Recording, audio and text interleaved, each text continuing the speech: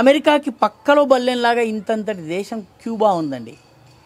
ప్రపంచమంతా సైన్యాన్ని పంపించి ఇష్టారాజ్యంగా చేస్తున్నటువంటి అమెరికా తన పక్కనున్న క్యూబాని ఎందుకు కొట్టలేకపోతుంది?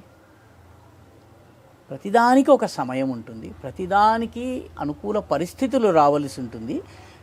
అమెరికా క్యూబాని కొట్టలేనప్పుడు, చైనా తైవాన్ని పట్టలేనప్పుడు, ఇప్పటికిప్పుడు పాకాక్రమిత జమ్మూ కాశ్మీర్ని మనమేదో తినేసేసి అది గొంతు లోపల గలేకి హడ్డీ లాగా, అది కబాబ్కి హడ్డీ గలే మే అటక్ గయి అన్నట్టుగా ఇరుక్కుని తర్వాత లాక్కోలేక పీక్కోలేక సర్జరీలు చేయించుకోవటం, ఈ సమస్యల కన్నా కూడాను ఆ రెండు దేశాల అగ్రరాజ్యాలు వరల్డ్ నెంబర్ 1 నెంబర్ 2 ఏదైతే ఓపికను ప్రదర్శిస్తున్నా అదే ఓపికని భారత ప్రభుత్వము ప్రదర్శించాలి, భారత ప్రజలు ప్రదర్శించాలి. ఇది పిరికితనం కాదు, ఇదేదో భయపడటము కాదు, లేకపోతే ఇదేదో ముందు వెనకలాడటము కాదు.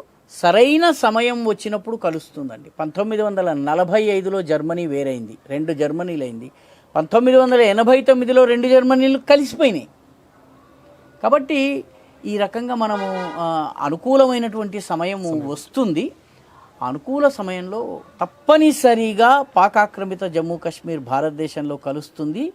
కలిసినప్పుడు భారత్ మాతాకి జై అని పాకాక్రమిత జమ్మూ కాశ్మీర్లో ఉన్నటువంటి ప్రజలు కూడా ఆ ఆకుపచ్చ జెండాని తగలబెట్టి, ఇప్పుడు మన దేశంలో ఒక నాయకుడు త్రివర్ణ పతాకపు టోపీ పెట్టేసుకుని హిందుస్థాన్ జిందాబాద్ అని మీకన్నా నాకన్నా ఎక్కువగా ఎలా అరుస్తున్నాడో అలా అరవగలిగే స్థితికి తెస్తాం, మనము తెచ్చి కలుపుకుంటాం.